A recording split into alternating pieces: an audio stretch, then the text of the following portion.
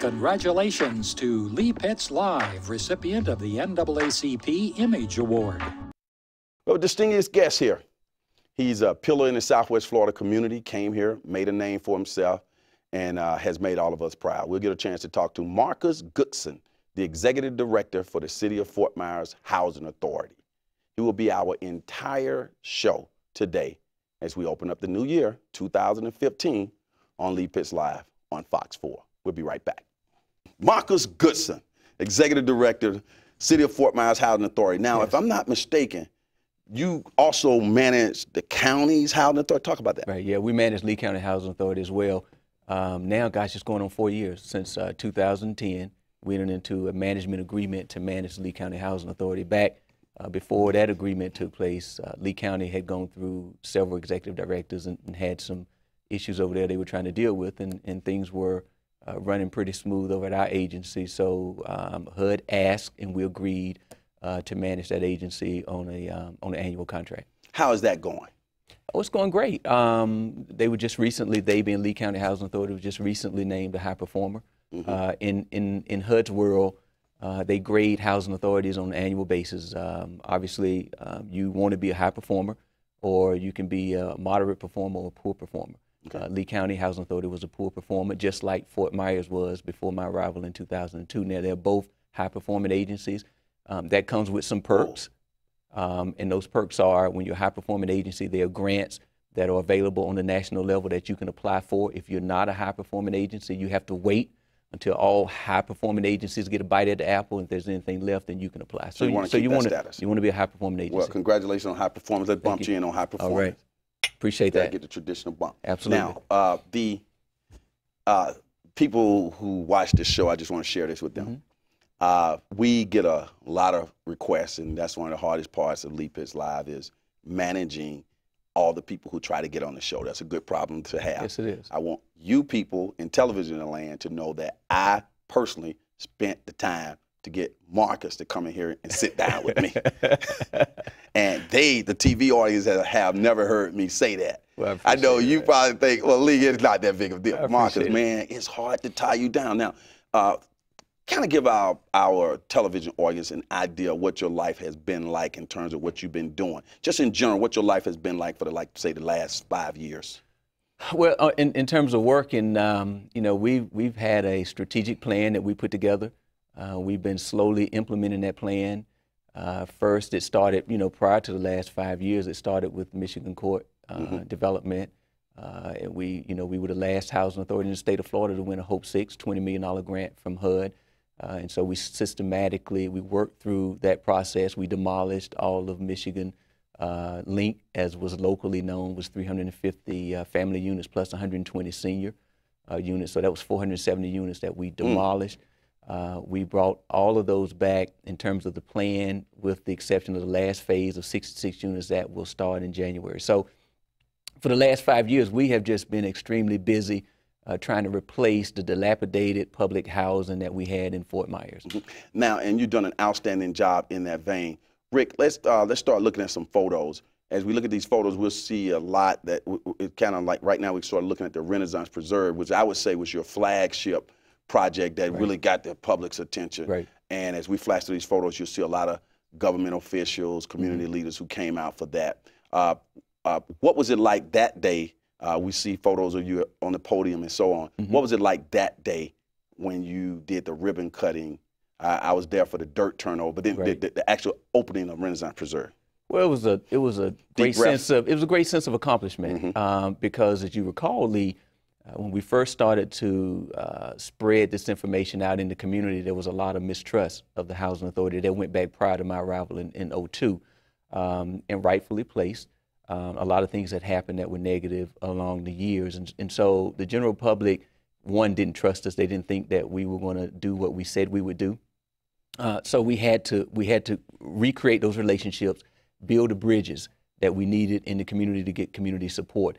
And that was a long haul to get that accomplished. And so to create or recreate those relationships, get community support behind us, which we were firmly able to do, local government support, which we were able to do after a few conversations. At first, There were some city council members that didn't believe in the project, and we had to convince them that what we were proposing, one, was real, two, we could accomplish it, and that we were genuine in our interest to improve the community. And so once we were able to bring all the players on board, you know, we were fortunate in the third application. The first two applications we were denied. The third application we were awarded the $20 million. And so, as they say, the rest is history, and we've been moving successfully ever since. That's excellent. Now, when I see the scope of what's accomplished, when I've seen a lot of things over the years being with this television show and in my banking job, but when I go out and I see the scope of what has been accomplished in terms of affordable housing throughout Lee County under your leadership, one, I feel proud that you got that done as a young African-American male, because you represent a good role model. I'm saying that, you're not saying that. And two, I can see that people can see that things can be done when a bunch of people get together and have like vision and move forward. Talk about the process of getting everybody moving, because I see you as this quarterback, Peyton Manning, here, kids, adults, family self-sufficiency, education, just quarterbacking things. Well, one of the things I had to do, and I realized early on that Fort Myers was a little small community. Politics ruled the day, local politics in particular. And so I found out early on that if we were going to be successful with the vision that I had, first the community had to embrace that vision. And so it was about communicating, going out to local churches. Pastor Bing has been instrumental in helping me do that as well. But I also realized that I needed the talent around me to get it done. Myself, I couldn't do it. And so I went out and brought in people from around the country. My finance director came in from Louisiana. The former real estate director came in from Texas.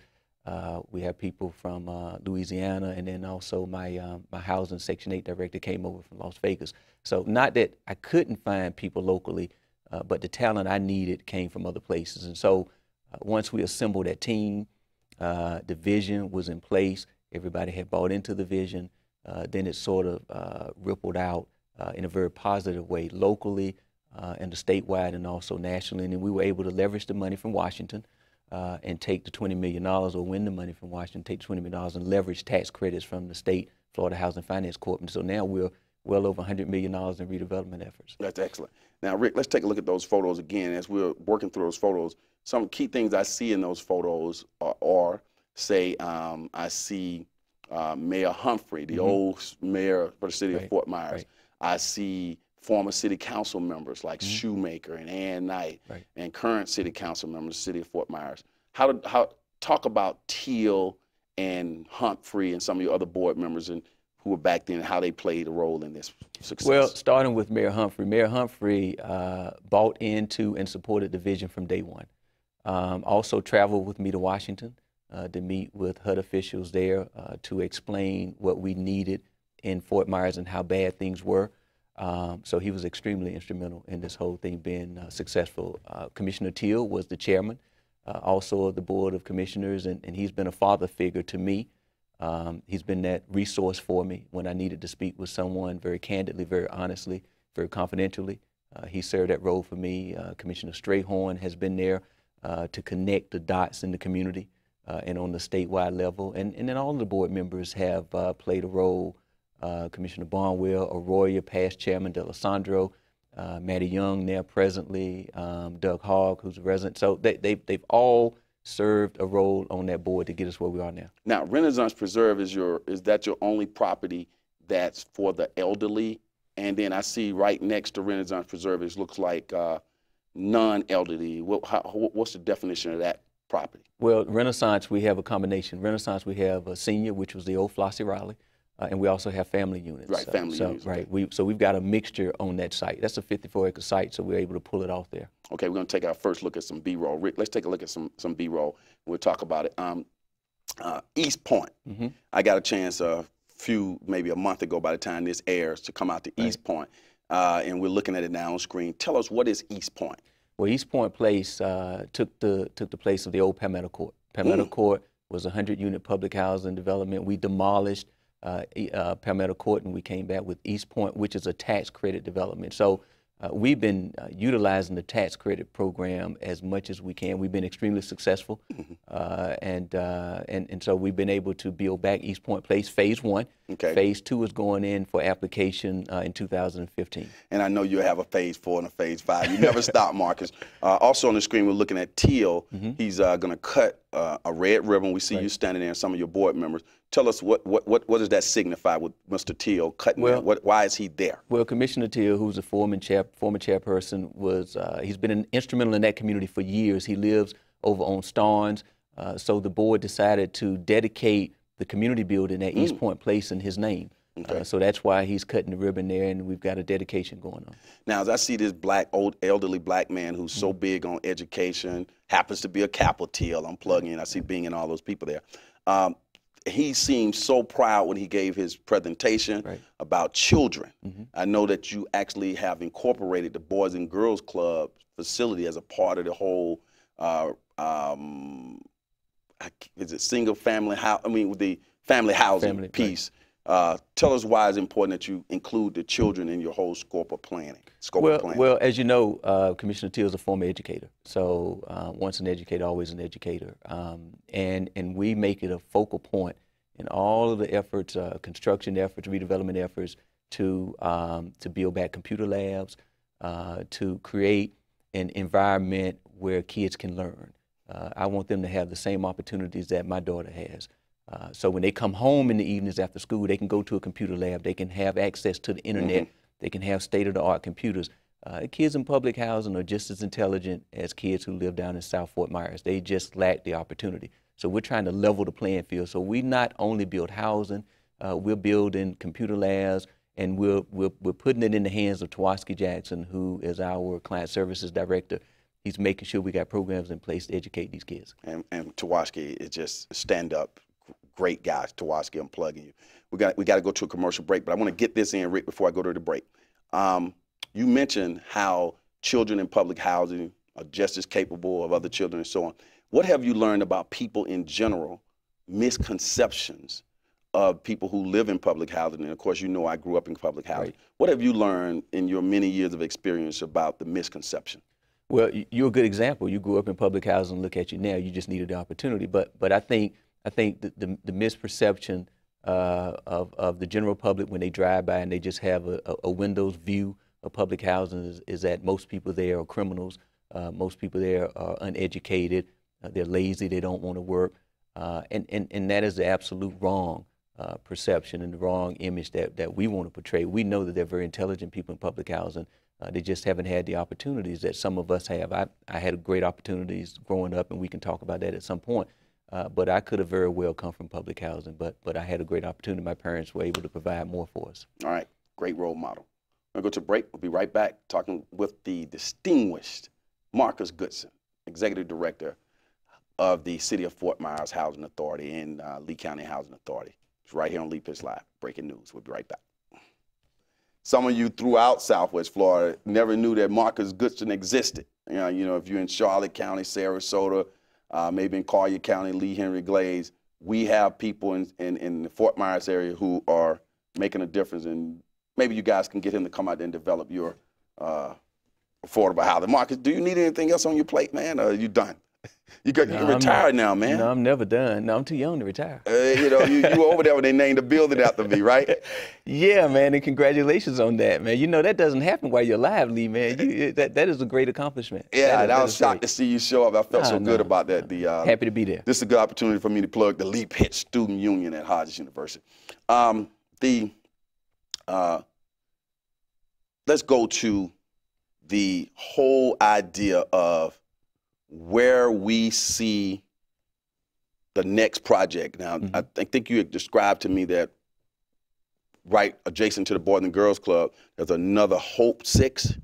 Before you go Hope 6, Sesame Street, in about a minute, what is Hope 6? Well, Hope 6, Hope 6 no longer exists, but Hope 6 was the one program. You got in on the tail end, got that last piece of money. Last in the state of Florida. Hope 6 was the program that HUD used to redevelop public housing. Just to summarize what it was.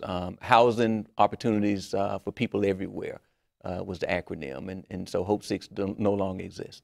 That's great. Now, before we go any farther in the show, I want to surprise you with something. And Rick, you can bring that up. We have every year we select a person of the year, and it was very difficult. But when we got down to it, your name rose to the top. The cream rises to the top. I appreciate it, man. So I'd like to present you with the Lee Pitts Live 2014 Person of the Year. And it reads, the Lee Pitts Live Person of the Year to a distinguished individual who has changed the landscape of public housing and affordable housing in the Southwest Florida community. He has worked tirelessly along with his staff and other members associated with it, including the board, to change the face and the perception of affordable housing in the state of Florida. So on this day in 2014, we present to Marcus Goodson the Lee Pitts Live 2014 Person of the Year. Congratulations, bro. Appreciate it, man.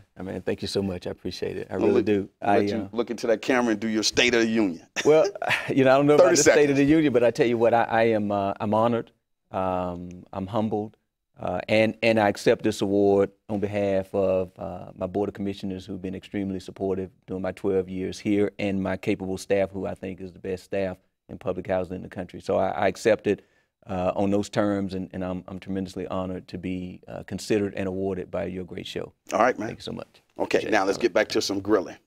Marcus, your family, particularly your parents, what do they think about little Marcus now? I know they are pleased that I've been able to help other people. I know they are happy with the success that I've been a part of in Fort Myers, and they raised my brothers and I to do the things that we're doing now. My father, as you know, is an attorney. My mom taught school for over 30 years, and my brothers and I were raised on a tobacco farm during the summer months because my father was not going to have us just languishing around the streets of Raleigh, North Carolina, getting in trouble. So we worked in tobacco from my 3rd grade year to throughout college. And so he made sure he introduced us to hard work. But without that foundation, without their direction, their support, their love, and their continued involvement in our lives and in the lives of our grandkids, their grandkids, I wouldn't be where I am today. Excellent.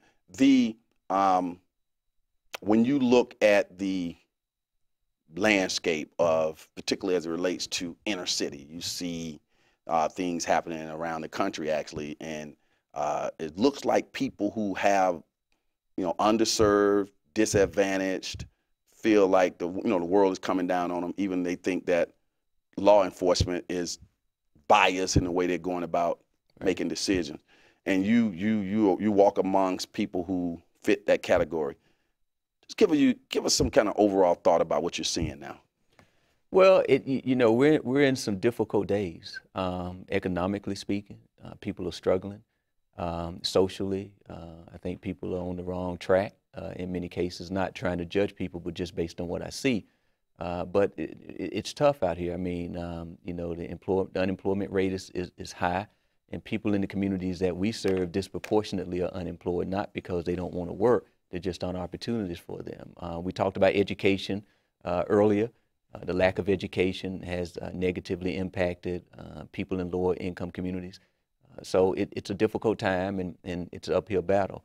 I'm optimistic about the future. I hope that through some of the programs that we have in place, that are in place around the country through our client services department, that we're going to reach these kids when they're young, and regardless of whether or not they're coming from a broken home or not, being raised by grandparents, if we can reach them at a young age, similar to what Mr. Muhammad is doing over at Quality of Life, that we can impact them and put them on a positive path as they grow, and they'll be productive citizens when they become adults. Now, I think it was, I spent a lot of time on your property, particularly Renaissance. And Rick, if you don't mind, let's run that B-roll again. All of it. I went into, I think it was Watkins. She gave me a tour of a place looked like Vivian, of what looked like a learning center, computers, exercise equipment. Why have that? Well, they need it. We need it in the community. They need, as I said earlier, the opportunity to access the internet, to Google things when they come home from school, and to be able to sit at a computer that is a late model computer that has the capacity to access the information that they need to access. So all of that is important. We also want to give them opportunity to build their health and to have a healthy environment and a healthy life. And so we have an exercise room where they can utilize that as well. That's great. Now, the law enforcement, how do you describe, how would you characterize your, just speaking for the city of Fort Myers or the county properties, in relationship with law enforcement? I would think that you would have to interact with Chief Baker and Sheriff Scott based on your location of your properties? I do. Not with Sheriff Scott as much, although I know him and I consider him a friend. Chief Baker more. Okay. And we have a constant interaction. We have, at the Housing Authority, above baseline contract with the City of Fort Myers Police, and what that means is that we pay them each month to patrol our developments more than just the regular patrol that you're entitled to as a citizen of Fort Myers. So we have meetings with them on a monthly basis. There's a public housing police team that just police public housing properties. So we have what I would categorize as an excellent relationship with law enforcement. And based on the way you're describing and what I'm hearing on television, CNN, and so forth, that sounds like community policing. Right. Is that a good thing? I would call it community policing, although it's not the traditional community policing where they're out in the communities on bicycles, but we have the same police force in public housing, so our residents get a chance to know them, and they get a chance to know our residents by name. We got about 15 seconds left in the show. I want you to look into that camera and just say something to inspire people in 2015. Well, I think the inspiration comes from within, but there are opportunities out there. You have to get up, you have to access them, you have to be aggressive and go about them. If we can help you at the Housing Authority, give us a call, 344-3220. Our Client Services Department is out doing wonderful things in the community. Okay, Person of the Year, Marcus Goodson. We'll see you next week right here on the award-winning Leap Is Live.